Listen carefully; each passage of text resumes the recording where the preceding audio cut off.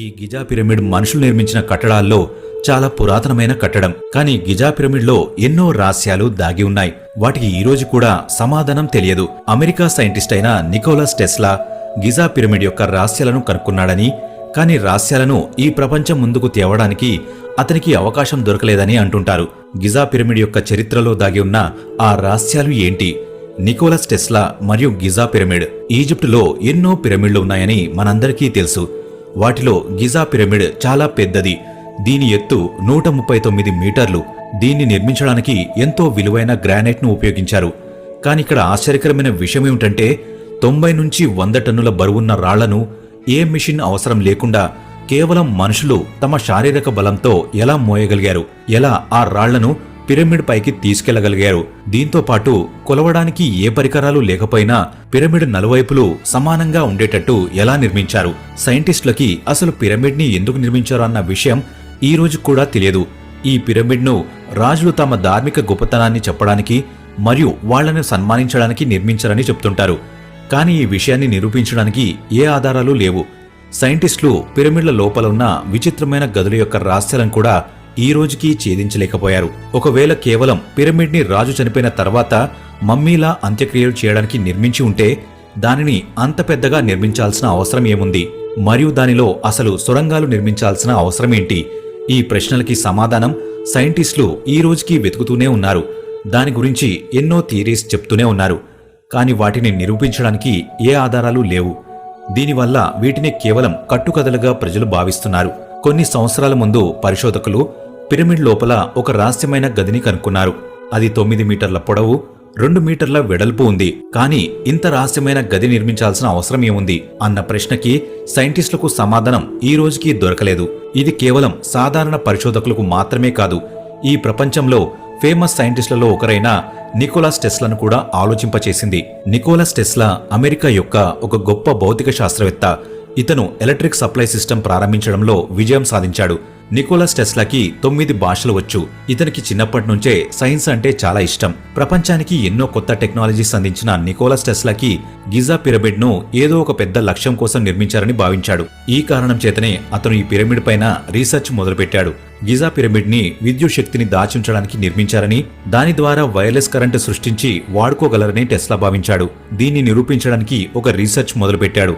దీనిలో భాగంగా అతను భూమిని ఒక బలమైన అయస్కాంత శక్తితో తిరుగుతున్న ఒక జనరేటర్గా భావించాడు. దీంతో పాటు నికోలస్ టెస్లా గారు 1905లో ఒక రిపోర్ట్ను తయారు చేశాడు. దాని పేరు art of transmitting electrical energy through the natural medium అని పెట్టాడు. ఇందులో ఒక విచిత్రమైన ఎలక్ట్రిక్ డిజైన్ చేశాడు. దీనికి టెస్లా గారు ఎలక్ట్రోమాగ్నెటిక్ పిరమిడ్ అని పేరు పెట్టారు. ఈ పరికరం సాయంతో నికోలస్ టెస్లా గారు విద్యుత్ శక్తిని తయారు చేయాలనుకున్నారు. అది ఏ వైర్ల అవసరం లేకుండా ఉపయోగించాలని భావించాడు. ఈ పరికరాన్ని నిర్మించడానికి టెస్లా గారు $150,000 అప్పు తీసుకున్నాడు.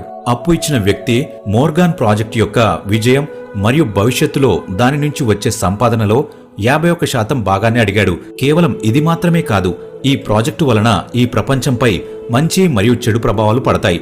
ఈ కారణం చేతనే టెస్లా గారు ఈ ప్రాజెక్టుకు సంబంధించిన పూర్తి బాధ్యతలు స్వీకరించాడు.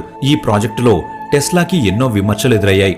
ముఖ్యంగా విద్యుత్ శాఖలో పనిచేసే వారి నుంచి ఎన్నో విమర్శలు ఎదురయ్యాయి. టెస్లా గారి ప్రాజెక్టు యొక్క ముఖ్య ఉద్దేశం కరెంటును తయారు చేసి దాన్ని ఏ వైర్ సాయం లేకుండా ట్రాన్స్ఫర్ చేయడం. ఒకవేళ ఈ ప్రాజెక్టు విజయవంతమైతే విద్యుత్ శాఖలో పనిచేసే కొన్ని వేల మంది ఉద్యోగాలు కోల్పోతారు.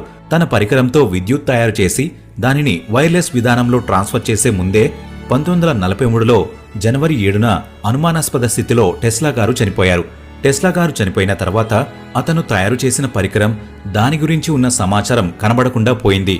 ఈ కారణం చేత టెస్లా గారు పిరమిడ్ రహస్యాలను కనుక్కున్నారు. కానీ ఆ రహస్యాలను ప్రపంచంకి తెలియపరచలేకపోయారు.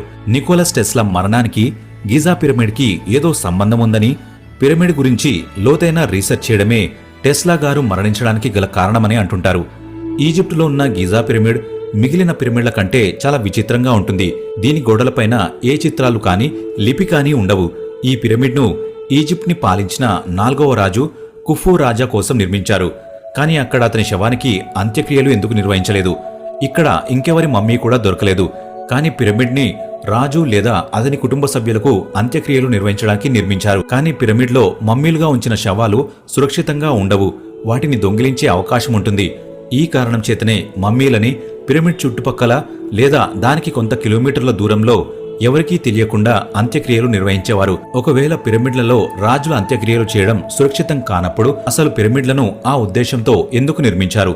కేవలం ఇది మాత్రమే కాదు, ఈజిప్ట్ ప్రజలు ఇంత పెద్ద పిరమిడ్ని నిర్మించినప్పుడు వాళ్ళు దీనికి రక్షణ కల్పించలేరా? ఇక్కడ విచిత్రమైన విషయమేమిటంటే ఈజిప్ట్లో నివసించిన ప్రజలు ఇవన్నీ చేయడానికి సమర్థులే. కానీ ఆ ఉద్దేశంతో పిరమిడ్ని నిర్మించకపోతే వాళ్ళు దాన్ని ఎందుకు రక్షిస్తారు? నికోలస్ టెస్లా ప్రకారం గిజా పిరమిడ్ విద్యుత్ శక్తిని నిల్వ ఉంచడానికి నిర్మించారు. దీనిలో దాగిన రహస్యాలను తెలుసుకోవడం కోసం 3, 6, 9 నెంబర్స్ ని టెస్లా గారు ఉపయోగించారు. టెస్లా గారి ప్రకారం ఇవి మ్యాజికల్ నెంబర్స్. వీటి సహాయంతో బ్రహ్మాండంలో ఉన్న ఏ రహస్యమైనా ఛేదించగలరని ఆయన భావించారు. టెస్లా గారి ప్రకారం గిజా పిరమిడ్ వేగంగా విద్యుత్ శక్తిని ఉత్పత్తి చేయగలదు. ప్రాచీన కాలంలో దీనిని ఆ శక్తి దాచించడం కోసమే వాడేవారని చెప్పాడు. కేవలం ఇది మాత్రమే కాదు, కొన్ని స్టడీస్ ప్రకారం ఎవరైనా ఈ గిజా పిరమిడ్ ఎక్కిన తర్వాత పైకి చేరుకున్న వ్యక్తికి అద్భుతమైన శక్తి స్పర్శని అనుభూతి చెందుతాడని, అప్పుడు వాళ్ళ శరీరంలో చిన్న మార్పులు జరుగుతాయని, వాళ్ళకి లైట్ గా షాక్ కూడా తగులుతుందని తెలిసింది. ప్రాచీన కాలంలో ఈ పిరమిడ్లను ఎక్కడం నిషేధించారు. ఎందుకంటే ఈజిప్ట్ ప్రజలు దీనిని పవిత్రమైన కట్టడంగా భావిస్తారు. కానీ ఈ పిరమిడ్ పైన పరిశోధన చేసిన వారు అది పవిత్రమైన చోటు కంటే ముఖ్యంగా ఒక ఆధునిక టెక్నాలజీ కలిగిన చోటుగా చెప్తారు. దాన్ని నిర్మించడానికి గల ముఖ్య ఉద్దేశం ప్రకృతిలో ఉన్న శక్తిని గ్రహించి విద్యుత్ని సృష్టించడం. కానీ సమయం గడుస్తున్న కొద్దీ దానిని పవిత్రమైన చోటుగా ఈజిప్ట్ ప్రజలు భావించడం మొదలుపెట్టారు. ఎందుకు ఇలా అనుకున్నారంటే దానిని రాజు యొక్క శవాన్ని అంత్యక్రియలు నిర్వహించడానికి నిర్మించారని వాళ్ళు భావించారు. కేవలం ఇది మాత్రమే కాదు, ఈ పిరమిడ్ని ఎక్కిన వాళ్ళు కిందకి దిగిన తర్వాత వారు నీళ్లను తాగినప్పుడు వాళ్ళకి కరెంట్ షాక్ తగులుతుంది. దీంతో పాటు వారి శరీరంలో ఎన్నో అలజడులు మొదలవుతాయి. ఈ రహస్యాల గురించి తెలుసుకోవడానికి టెస్లా గారు న్యూయార్క్లో warden cliff tower wireless station ని స్థాపించాడు. అక్కడ అతను 187 ఫీట్లు ఎత్తున్న టెస్లా ఎలక్ట్రోమాగ్నెటిక్ పిరమిడ్ని నిర్మించాడు. ఇది చూడ్డానికి భూమి నుంచి మొలిచిన చెట్టులాగా కనబడుతుంది, కానీ అది నిజానికి భూమిపైన ఉంటుంది. మరియు దీనిని నిర్మించడానికి గల ముఖ్య ఉద్దేశం ఏంటంటే వైర్లెస్ కరెంటును తయారు చేయడం. కానీ ఈ టవర్లో ట్రాన్స్మిషన్ పనులు మొదలవలేదు. దీనికి కారణం ఏంటంటే ఎన్నో విద్యుత్ కంపెనీలు చేసిన నిరసన. ఈ కారణం చేతనే 1916లో టెస్లా టవర్ను పడగొట్టారు. దీని తర్వాత టెస్లా గారు అనుమానాస్పద స్థితిలో మరణించారు. దాని తర్వాత అతని పరికరాలు కనిపించకుండా పోవడం ఎన్నో అనుమానాలు రేకెత్తించింది. గిజా పిరమిడ్ యొక్క రహస్యాలు బయటపడకూడదని ఇలా చేశారని అనుమానాలు మొదలయ్యాయి.